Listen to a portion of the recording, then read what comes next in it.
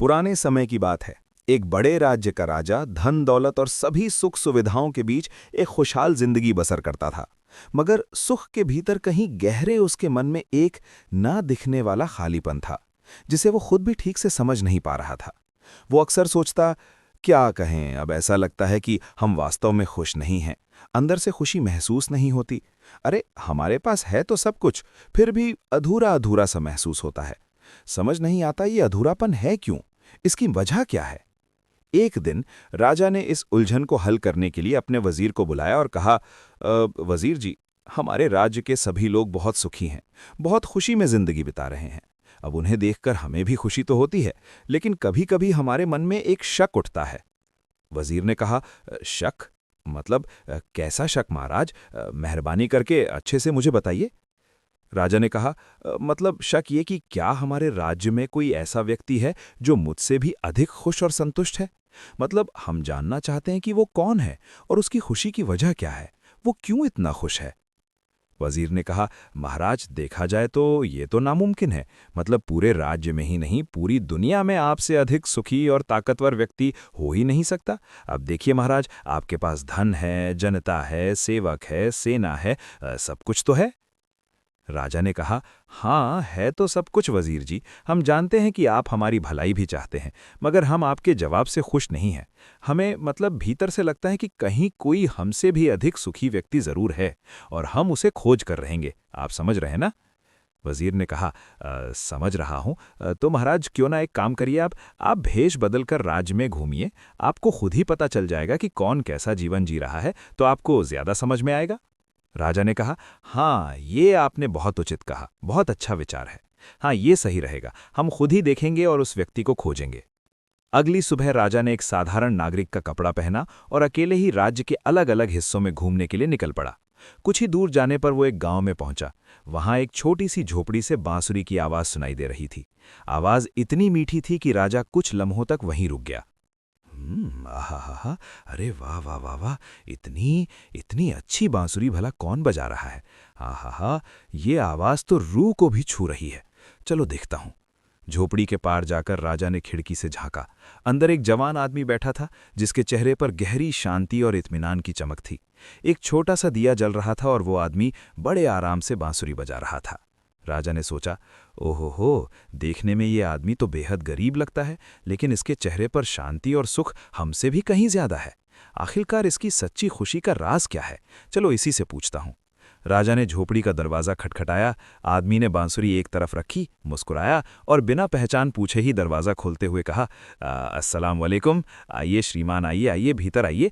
आप बहुत थके हुए लग रहे हैं। क्या आप पानी पिएंगे? अरे पूछना क्या है, मैं लेकर आता हूं, रुकिए रुकिए। राजा झोपड़ी के अंदर गया। भीतर की सीमित और साधारण वस्तुओं को देखकर उसकी आंखें खुली की खुली रह गईं।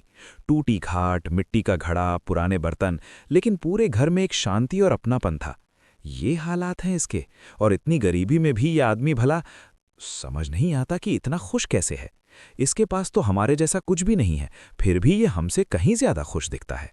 ये सब देखकर राजा हैरान रह गया। वो कुछ देर तक चुपचाप खड़ा रहा और फिर बोला, देखो नौजवान, हम एक व्यापारी हैं और इत्तेफाक से यहाँ से गुजर रहे थे। तुम्हारी बांसुरी की आवाज़ ने हमें रोक लिया और तुम्हारी तरफ खींच लिया। अच्छा ये बताओ, कौन हो तुम? तुम्हारा नाम क्या है? मेरा नाम यूनुस है और मैं एक कुम्हार हूँ। मिट्टी के सुंदर सुंदर बर्तन बनाना और उन्हें बेचकर गुजारा करना ही मेरा काम है।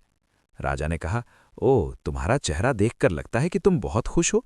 क्या तुम्हें कोई परेशानी नहीं होती है? मतलब तुम्हारी जिंदगी में कोई परेशानी है क्या? ये बताओ, तुम्हारी जिंदगी चलती कैसे है, ये बताओ तुम। यूनुस बोला, आप भी ना कैसी बातें करते हैं व्यापारी महोदय। सही बताऊं, हमको कोई परेशानी ही नहीं होती है श्रीमान। हम तो बढ़िया मज़े से सुबह उठकर अल्लाह को याद करते हैं और उनका धन्यवाद करते हैं, फिर अपने बनाए हुए मिट्टी के बर्तन लेकर मज़े से चलते हुए शहर निकल जाते हैं और उसके बाद जो भी कमाई होती है उससे अपनी ज़रूरत का खाना पीना खरीद कर घर लौट आते हैं। हमको क्या कौन सा सामान जोड़ना है और कौन सा पैसा बचाना है। आज कमाया, आज खाया, आज खुशी है। शाम को अपने छोटे से घर में खाना बनाता हूँ, सोने से पहले कुछ देर मज़े से बांसुरी बजाता हूँ। और मैं एक अनाथ हूँ। इस दुनिया में ना मेरे आगे कोई, ना मेरे पीछे कोई, सिवाय अल्लाह के कोई नहीं है मेरा। लेकिन हाँ, अब इतनी बातें बता दी हैं तो एक बात और बता देता हूँ। सही बताऊँ श्रीमान, मुझे कभी अकेलापन लगता ही नहीं, क्योंकि मेरा अल्लाह हर पल मेरे साथ रहता है। जब मन करता है अल्लाह से बातें कर लेता हूँ।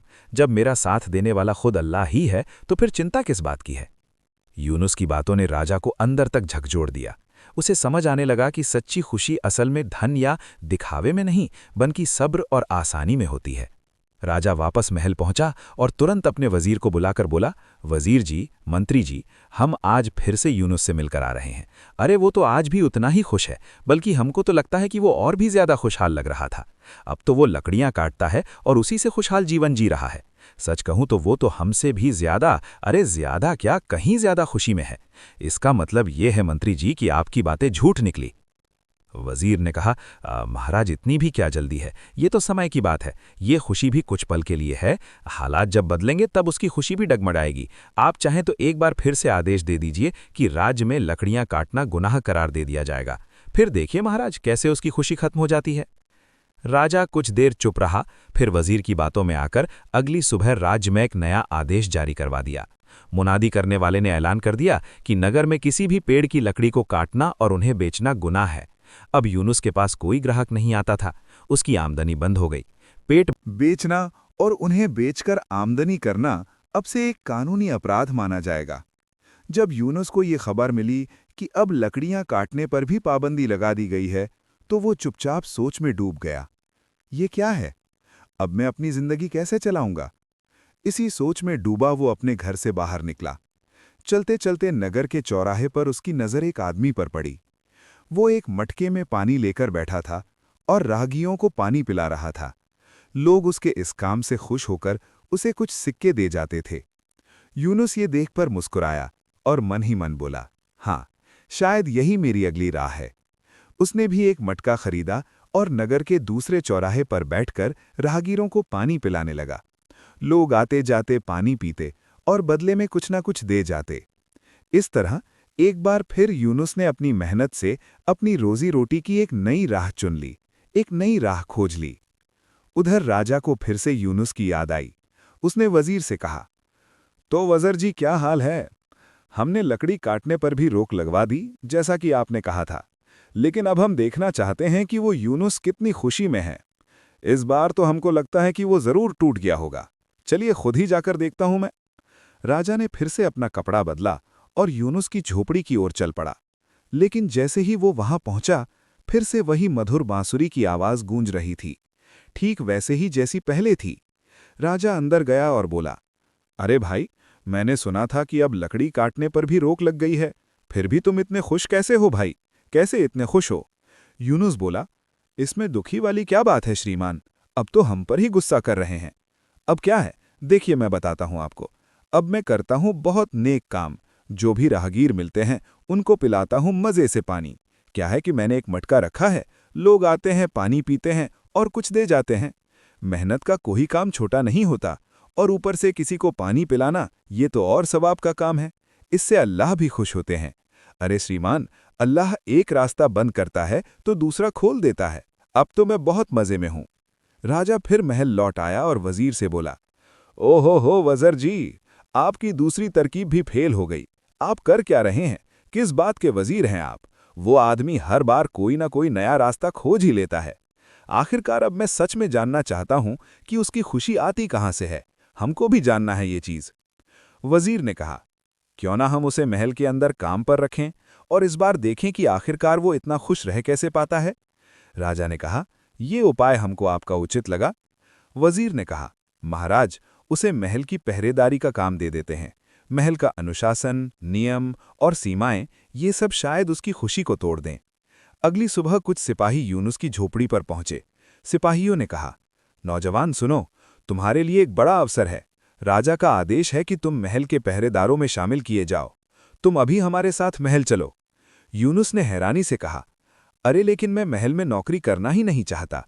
मैंने आज तक जो भी कमाया है अपनी मेहनत से कमाया है। मुझे किसी सरकारी काम की जरूरत नहीं है। मैं माफी चाहता हूं सिपाहियों।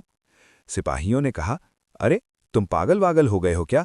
क्या तुम्हें मालूम नहीं है, ये राजा का हुक्म है, राजा का। अगर तुमने इनकार किया तो ये एक गुनाह माना जाएगा और राजा तुम्हारी गर्दन भी कटवा सकता है, समझे? इसीलिए बिना बहस के चलो हमारे साथ। यूनुस की एक न सुनी गई।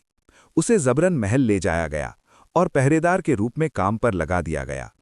अब यूनुस को हर महीने तनख्वाह मिलने वाली थी, लेकिन रोज की मजदूरी नहीं।